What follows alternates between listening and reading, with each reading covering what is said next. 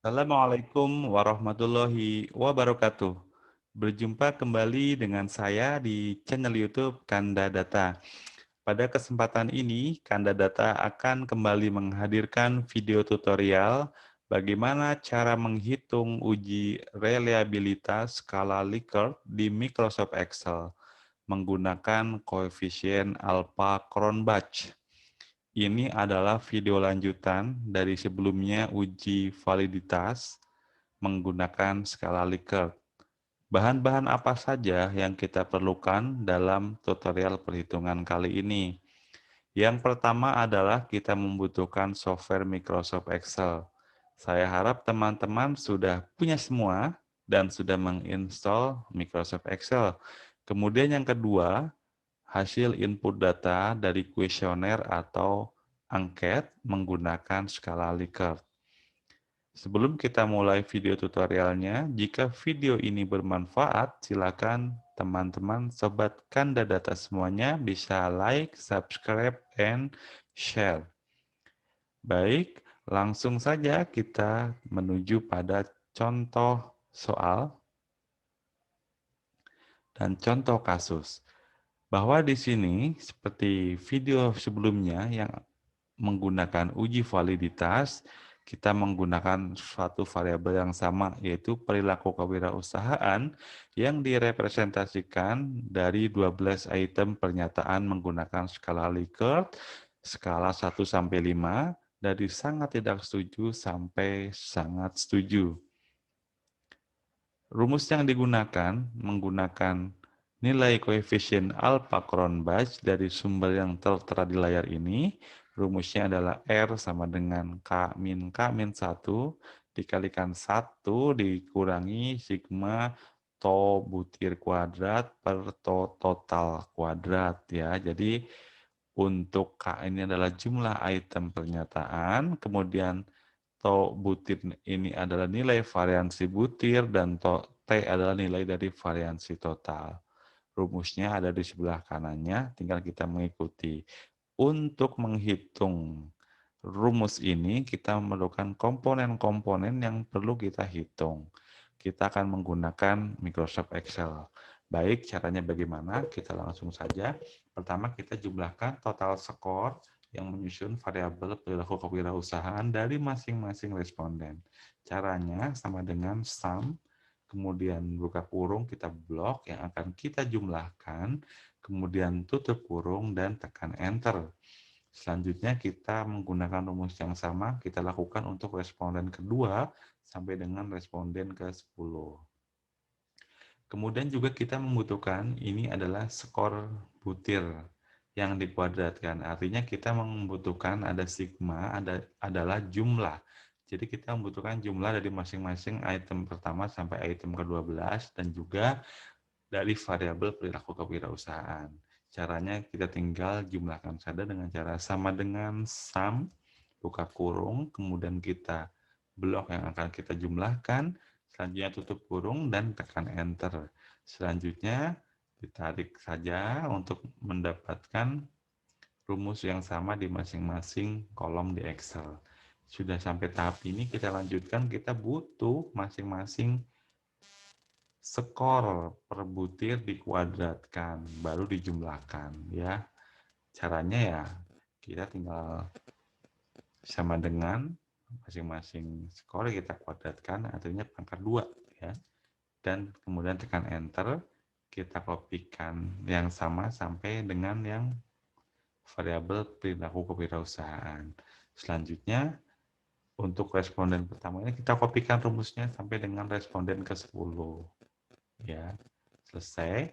Setelah selesai kita tinggal jumlahkan saja untuk yang sigmanya ya. Jadi sum dari X kuadrat ya. Kita copy rumusnya sampai ke item 12, ini adalah X kuadrat, kemudian ini adalah yang Y kuadrat. Setelah sampai sini kita butuh tinggal mengkopikan saja ya, karena jumlah skor dan jumlah kuadrat skornya sudah ada dari yang tabel pertama dan tabel kedua, kita tinggal kopikan saja. Ya, caranya bagaimana? Kita blok dulu. Kemudian setelah diblok, kita copy ya. Kemudian kita taruh sini dulu ya. Pastinya value. Kemudian kita copy lagi, baru di copy transpose. Oke. Yang sebelumnya kita hapus. Selanjutnya, yang jumlah kuadrat skor adalah nilai yang di bawahnya, yang tabel kedua. Kita copy, kemudian kita paste value, kita copy lagi, kemudian kita paste transpose. Ya, selanjutnya ini kita delete saja ya. Selanjutnya kita cari nilai variannya ya. Nah, selanjutnya untuk mencari varian kita menghitung rumusnya ya. Ini untuk yang butir 1 sampai 12, untuk yang total ini adalah yang totalnya ya. Tinggal kita jumlahkan ya. Yang total kita tinggal lingkan saja. Yang total skornya adalah yang 459. Kemudian yang jumlah kuadratnya adalah yang 21379. Oke, yang pertama kita yang varian dulu ya. Yang untuk yang butir pertama sama dengan skor butir pertama kuadrat, berarti yang ini ya, dikurangi dalam kurung ya, skor B itu adanya skor yang 41 ini dikuadratkan, tutup kurung, dibagi dengan K. K itu adalah jumlah itemnya adalah 12 ya. 12 ya. Kemudian ini kita berikan kurung lagi ya supaya tidak ada kesalahan. Nah, selanjutnya dibagi dengan K. Kita buat kurung lagi dibagi dengan 12. Enter. Ya. 2,410 ya. Ini ada yang kesalahan atau tidak, saya belum tahu ini ya. Dicek dulu. Ini ada kesalahan atau tidak. Karena ini cukup apa namanya ya,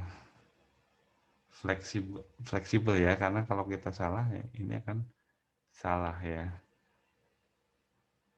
Kita lihat dulu ya, kita cek dulu ya. Jadi kita kurang apa lagi, kita masih kurang yang di penjumlahannya ya, sama dengan sum, kita jumlahkan. Oke, 28,549. Kemudian ini sudah oke, kita copy rumusnya. Oke ya, saya kira oke. Nah, ini rumusnya sudah di-link-kan ya menggunakan rumus yang tadi ya. Sehingga ini 12 K-nya ya. Kemudian ini 11 dan ini 0,9931 ya. Jadi nilai koefisien alfa koron batchnya 0,9931. Kemudian kalau dibandingkan dengan nilai tabel R ini adalah lebih besar dari nilai tabel R 0,632 pada N10 ya, responden 10. Nah, sampai di sini artinya kalau nilai koefisien alfa koron batch lebih besar dari tabel, artinya kuesioner yang kita uji ini adalah reliable ya. Reliable artinya kalau kita uji di tempat yang lain, pada responden yang lain dengan karakteristik yang hampir sama ini akan menghasilkan hasil yang tidak jauh berbeda ya, jadi reliable ya. Jadi selain valid juga kita harus menjamin bahwa kuesionernya adalah reliable ya. Jadi silakan teman-teman kalau penasaran membuktikan benar salahnya, teman-teman bisa cek menggunakan software pengolah data ya untuk uji validitas maupun yang uji reliabilitas. Kemudian ini reliabilitas menggunakan Alpha Cron Batch, ini banyak yang menyediakan di software pengolah data. Silakan dicek ada kesalahan atau tidak dalam perhitungannya. Ya demikian bagaimana cara kita uji reliabilitas menggunakan nilai koefisien Alpha Cron Batch dan cara menginterpretasikan hasilnya. Semoga bermanfaat. Terus dukung channel ini agar semakin berkembang dan memberikan manfaat untuk yang lain lebih luas. Silakan teman-teman bisa like, subscribe, dan share. Sampai jumpa di video Kanada berikutnya. Jika ada hal-hal yang perlu didiskusikan maupun ditanyakan bersama, silakan tinggalkan di kolom komentar. Sekian, salam sehat selalu. Assalamualaikum warahmatullahi wabarakatuh.